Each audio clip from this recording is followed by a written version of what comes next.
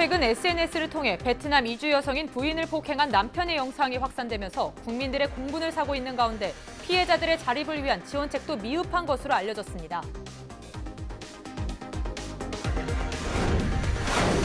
지난해 기준으로 고창군에 정착한 귀농 인구는 전국에서 가장 많은 것으로 나타났습니다. 지역에 대한 정보까지 미리 살필 수 있도록 돕는 정책이 한 몫을 톡톡히 하고 있습니다. 고등학생 신분인데도 교수인 아버지가 논문의 공저자로 등재함으로써 전북대학교에 입학한 2명에 대해 퇴교 조치가 이뤄질 전망입니다.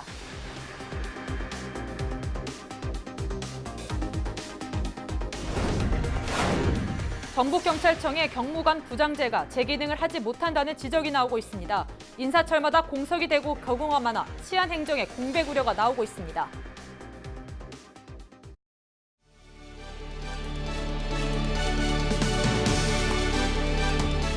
시청자 여러분 안녕하십니까? 헬로티비 뉴스 전북입니다.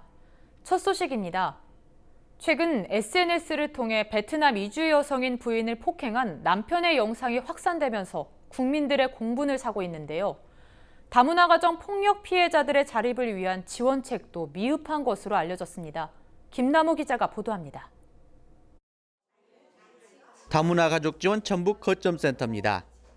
이곳에서는 전북 지역에 거주하고 있는 결혼 이민자 1,900여 명에 대한 상담과 법률 지원이 이루어지고 있습니다.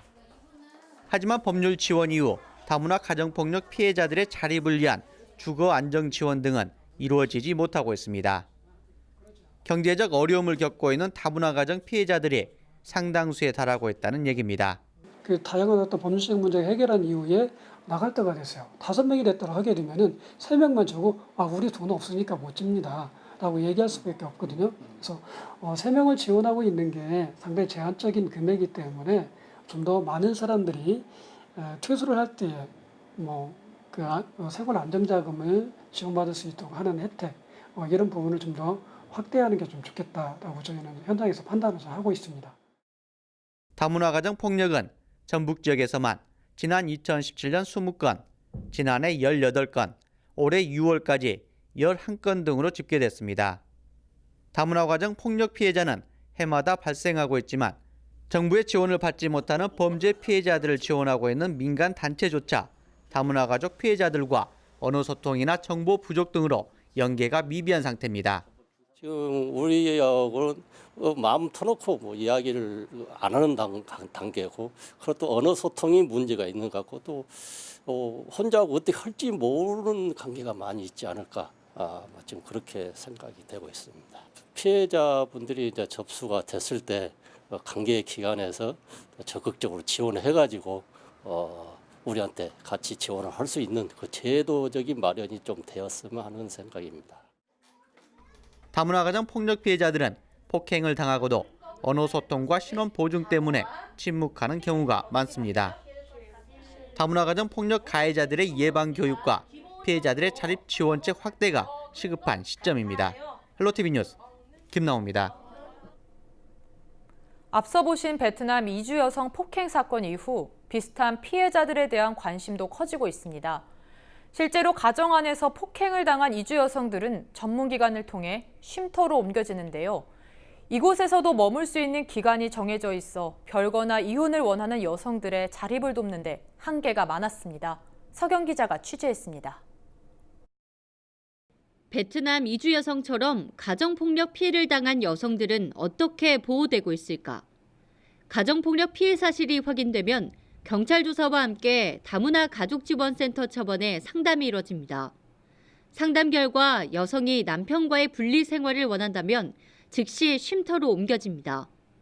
하지만 쉼터에 있는 기간에도 피해 여성들의 두려움은 지속됩니다. 이주 여성들이 보호받고 있는 쉼터는 전국에 200여 곳. 하지만 언제든 폭행 가해자인 남편이 찾아와 보복할까 두려워 심리적으로 불안정한 상태입니다. 실제로 전국의 모든 쉼터가 비공개 시설로 운영되는 이유기도 합니다. 가해자 입장에서는 굉장히 집요하고 집착이 강한 사람들이 있거든요. 사이트에서 공유하고 쉼터 그렇게 안 좋게 생각하는 그런 사람들이 있는데 10년도 사실은 이런 애로사항이 있어요. 이 쉼터에는 피해를 당한 이주 여성들이 모여 공동 생활을 하게 되는데 아이와 함께 지낼 수 있도록 개인 방이 마련돼 있습니다. 하지만 이곳에서 지낼 수 있는 시간은 법적으로 2년 정도입니다. 별거나 이혼을 원할 경우 이 기간 안에 한국어를 습득하고 경제활동을 위한 준비를 마쳐야 성공적으로 자립할 수 있습니다. 본인과 아이의 안전을 보호할 수 있는 최소한의 여건을 마련하는 시간입니다. 부부관계를 회복해서 복귀를 하면은 좋은데 복귀를 못하게 될 상황들이 있잖아요. 그러면 뭐 이혼을 하거나 결거를 하거나 이런 상황에서 보고하는 게 가장 힘들죠. 보호기간에서 한 2년 정도까지는 연장해서 보호가 가능한데요. 그 이후에는 자립을 해야 되잖아요. 지난해 우리나라로 시집온 이주 여성의 가정폭력 피해 신고는 1,200여 건으로 해마다 늘고 있는 상황. 피해를 당하고 있는 이주 여성은 경찰서나 전국 다문화 가족지원센터로 연락하면 신고 즉시 도움을 받을 수 있습니다. 헬로티비 뉴스 서경입니다. 이주 여성에 대한 폭행 문제는 그동안 우리가 쉽게 알지 못할 만큼 꽁꽁 숨겨져 있었습니다. 앞서 보신 것처럼 피해를 당해도 쉽게 말할 수 없는 입장이었기 때문인데요. SNS를 통해 이번 베트남 이주 여성 폭행 사건 관련 영상을 본 지역민들도 충격을 감추지 못했습니다. 이번 폭행 사건에 대한 지역민들의 이야기를 들어봤습니다. 여론은 지금 박종호 기자입니다.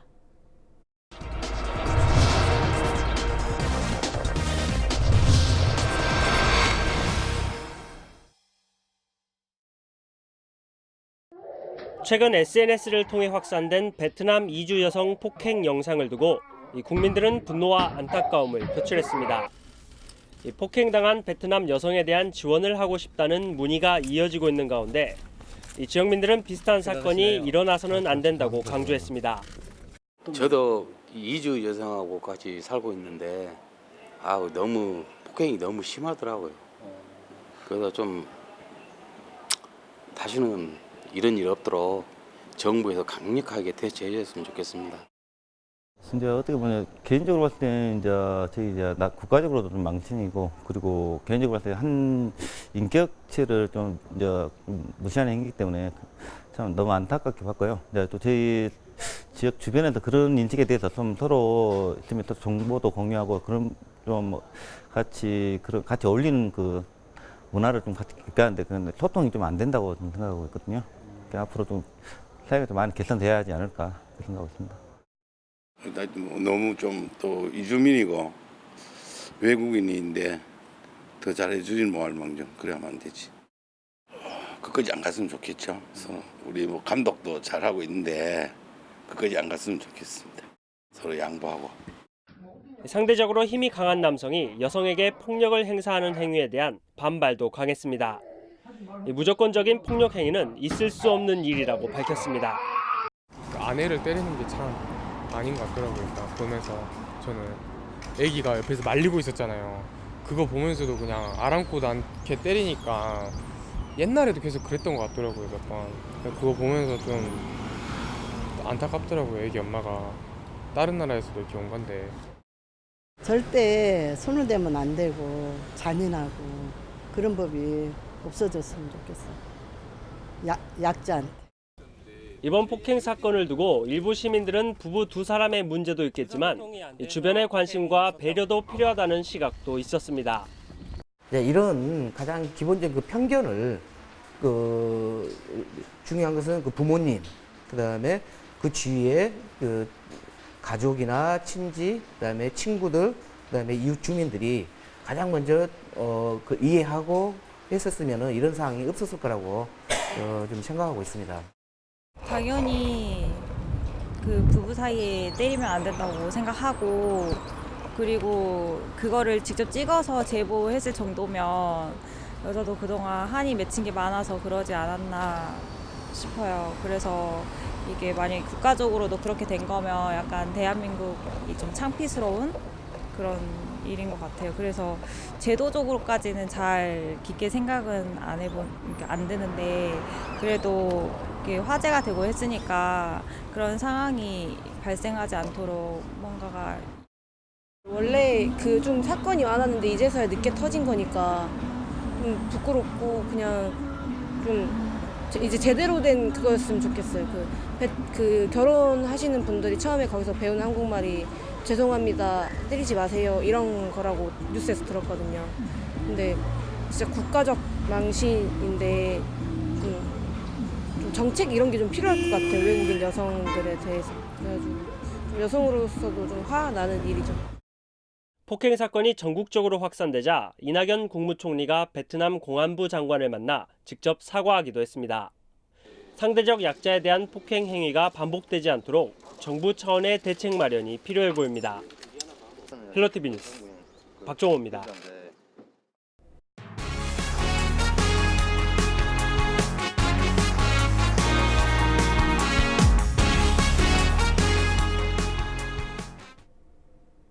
지난해 기준으로 고창군에 정착한 귀농 인구가 전국에서 가장 많은 것으로 나타났습니다. 분명히 이유가 있을 텐데요. 예비 귀농 귀촌인들이 가족과 부담 없이 생활하면서 영농 체험은 물론 지역에 대한 정보까지 미리 살필 수 있도록 돕는 정책이 한 몫을 톡톡히 하고 있습니다. 정명기 기자가 알아봤습니다. 고창군 부안면의 체류형 농업창업지원센터. 비닐하우스 안에 주렁주렁 매달린 잘 익은 방울토마토를 정성스레 수확합니다. 서울에서 고창으로 내려와 직접 재배했기 때문에 감회가 남다릅니다. 메론, 백향과 방울토마토를 재배해서 오늘은 처음으로 방울토마토를 수확하는 날입니다. 모두 다 같이 처음으로 해보는 방울토마토를 수확하면서 정말 감격에 차 있습니다. 같은 지역 내 한 공방. 결이 고운 나무로 도마와 숟가락, 젓가락 보관함을 만드는 작업이 한창입니다. 서툴지만 직접 사포질하면서 표면을 고르게 다듬습니다. 그럼 얘를 이렇게 묻혀서 이렇게 묻혀갖고 일단은 한번 비벼주고 그다음에 나무결대로 이렇게 닦으시면 돼요. 조금씩 요령을 배워가며 직접 만들어 보니 자신감도 생깁니다. 이들은 고창에서 인생 2막을 꿈꾸는 예비 귀농 귀촌인들입니다. 고창군에서 싼 값에 제공하는 주택에서 가족과 함께 살며 귀농 귀촌 생활을 미리 경험하고 계획하고 있습니다. 3월 달에 내려고 와가지고 12월 달까지 있게 되면 한 10개월 정도 되는데요. 10개월 정도 사이에 그 집도 구하고 또 땅도 구하고 아니면 또 제가 앞으로 그 할 작물들 그런 것도 미리서 그 선도 농가에 가서 그 미리서 좀 배우기도 하고 그러면서 이제 그 작목을 정하고. 고창군이 지난해 80억 원을 들여 마련한 체류형 농업창업지원센터에 들어온 2기 교육생은 모두 35명. 영농 기술 교육과 현장 실습, 선도적인 농가를 견학하는 교육 프로그램이 진행되고 있습니다. 또 소셜 네트워크를 활용한 직거래 마케팅과 스마트팜, 법률 교육도 병행해 좋은 반응을 얻고 있습니다. 예비 귀농인들의 정착에 도움이 되도록 기본적인 작물 재배 기술부터 목공 등 폭넓은 주제로 교육이 구성되어 있습니다. 앞으로도 우리 군 귀농 정착을 한층 더 높이기 위해 노력하겠습니다. 가족과 부담 없이 생활하며 귀농할 지역에 대한 정보를 미리 꼼꼼히 살펴볼 수 있기 때문에 예비 귀농 귀촌인들의 만족도가 높습니다. 최근 통계청 등이 발표한 귀농 귀촌인 관련 자료를 보면 지난해 고창군에 정착한 귀농인이 전국에서 가장 많은 것으로 조사됐습니다. 헬로티비 뉴스 정명기입니다. 전북경찰청이 도입한 경무관 부장제가 재기능을 하지 못한다는 지적이 나오고 있습니다. 전북경찰청은 지난 2015년 12월 1부와 2부로 나뉜 부장제를 도입했습니다. 1부는 경무와 정보, 보안 등 행정지원 업무를 맡고 2부는 수사와 경비교통 등 민생치안 업무를 담당하는 것이 제도의 주요 내용입니다. 고등학생 신분인데도 교수인 아버지가 논문의 공동저자로 등재해 전북대학교에 입학한 2명에 대해 퇴교 조치가 이뤄질 전망입니다. 전북대는 조만간 징계위원회를 열어 A 교수를 징계하고 자녀들의 입학 취소 절차를 진행한다고 밝혔습니다. 교육부 감사 결과에 따르면 A 교수는 자녀들이 고등학생이던 시절에 자신의 논문 5편에 자녀들을 공저자로 올렸습니다. 이상으로 뉴스를 마칩니다. 저희는 언제나 지역 주민 여러분 곁에 있겠습니다. 고맙습니다.